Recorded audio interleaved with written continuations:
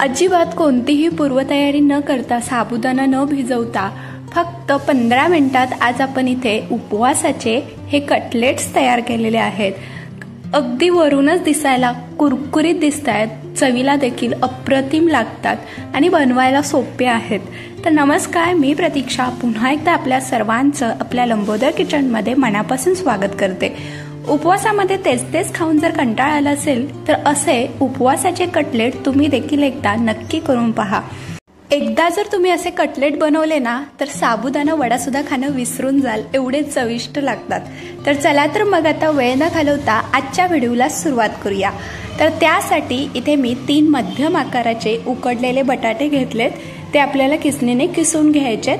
तुम्ही मॅश सुद्धा करून घेऊ शकता, पण त्यामध्ये एखादा कण राहू शकतो, त्यामुळे असं किसूनच घ्या.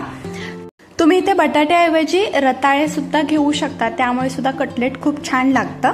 तर इथे मी बटाटे किसून घेतलेत. आता एका मिक्सरच्या भांड्यामध्ये आपल्याला 1 कप साबुदाणा घालायचा आहे. वजनी प्रमाण 150 ते 200 ग्रॅम इतका हा साबुदाणा आहे. तर आपण साबुदाणा न भिजवता हे कटलेट तयार करणार आहोत, त्यामुळे साबुदाणा जो आहे तो स्वच्छ सुती कपड्याने पुसून घ्यायचा. तर आता आपण हे मिक्सरमधून अगदी बारीकसर याचं पीठ तयार करून घ्यायचंय.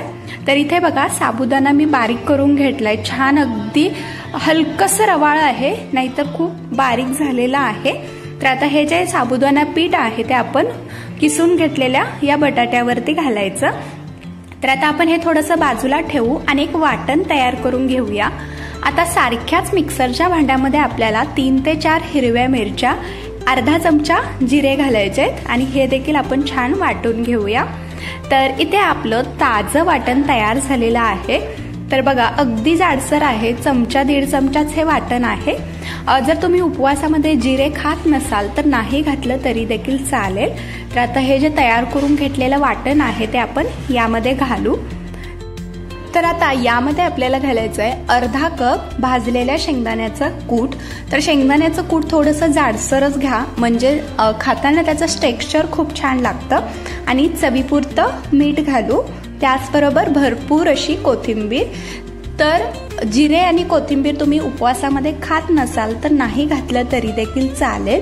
तर आता हे व्यवस्थित आपण मिक्स करून घ्यायचं आणि छान असा याचा गोळा तयार करून घ्यायचा आहे. तर यामध्ये पाणी घालायची गरज नाही, कारण बटाट्यामध्ये जे पाण्याचं मॉइश्चर असतं त्यामुळे अगदी छान हे पीठ मळलं जातं. जर कधी लागलंच तर इथे तुम्ही 1-2 चमचे पाणी घालू शकता. तर इथे बघा आपला हा गोळा तयार झालेला आहे. तर थोडासा घट्ट आहे. तर आता आपण हे 5 मिनिटं भिजत ठेवू. तर इथे 5 मिनिटं झालेले आहेत. आता आपण याचे कटलेट तयार करून घ्यायचे. तर थोडंसं हाताला मी तेल लावून घेतलंय, त्यामुळे अगदी सोपं जाईल. तर तुम्ही याला पाहिजे तो आकार देऊ शकता. तर इथे मी याचे रोल तयार करून घेते. तुम्ही हवं असेल तर याचे वड्यासारखा आकार सुद्धा याला देऊ शकता. तर इथे आपला हा एक रोल तयार आहे, एक कटलेट तयार आहे बनवून. तर आता आपण हे बाजूला ठेवू आणि याच पद्धतीने बाकीचे सगळे कटलेट आपण तयार करून घेऊया. तर कोणतीही पूर्वतयारी न करता अगदी झटपट हे कटलेट तयार होतात आणि चवीला म्हटलं तर अप्रतिम लागतात. जर तुम्ही एकदा हे कटलेट बनवले ना तर साबुदाणा वडं बनवणं सुद्धा विसरून जाल आणि खाणं सुद्धा विसरून जाल, एवढे चविष्ट लागतात. तर इथे बघा मी सगळे कटलेट एकदाच तयार करून ठेवलेत. अगदी यामध्ये 2 ते 3 लोकांसाठी पुरेसे होतात. तर इकडे मी तेल देखील गरम करण्यासाठी ठेवले. तेल चांगलं गरम करून घ्यायचं आणि त्यानंतर गॅस अगदी लो टू मिडियम ठेवायचा. आणि आता हे एक करून आपण कटलेट तेलामध्ये सोडू. तर सुरुवातीला 1 ते 1.5 मिनिटं तरी याला टच नाही करायचं, नाहीतरी हे तुटू शकतात. तर हे बघा हलकसं बुडबुडे कमी झालेत. आता आपण हे एकसारखं हलवत छान तांबूस रंगावरती कुरकुरीत होईपर्यंत तळून घ्यायचे. उपवासामध्ये जर तेच खाऊन कंटाळा आला असेल तर असे कटलेट एकदा नक्की करून पहा. तर हे बघा अगदी 2 ते 3 मिनिटांमध्ये छान तांबूस रंग आला गेलाय.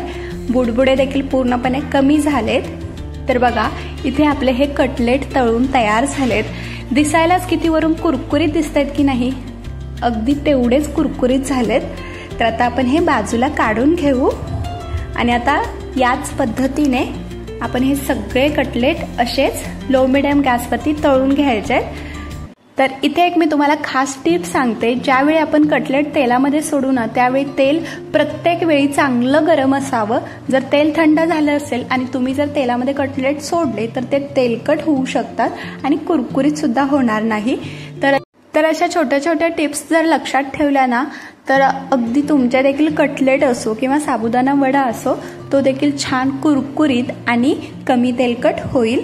तर इथे आपली बघता बघता दुसरी बॅच देखील छान कुरकुरीत अशी तळून झालेली आहे। हे देखील आपण आता बाजूला काढून घेऊ। तर इथे आपले मस्त गरमागरम वरून कुरकुरीत आतून एकदम सॉफ्ट आणि पोकळ असे हे उपवासाचे कटलेट तयार झालेत। तर बघा अगदी वरूनच दिसायला खूपच कुरकुरीत दिसतायत।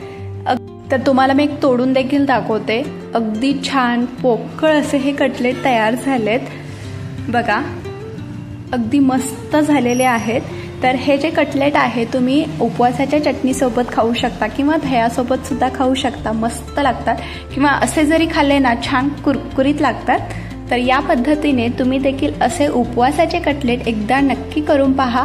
व्हिडिओ आवडला असेल तर लाईक, शेअर आणि सबस्क्राईब करा। पुन्हा भेटू अशाच एका नवीन रेसिपीसोबत। तोपर्यंत धन्यवाद।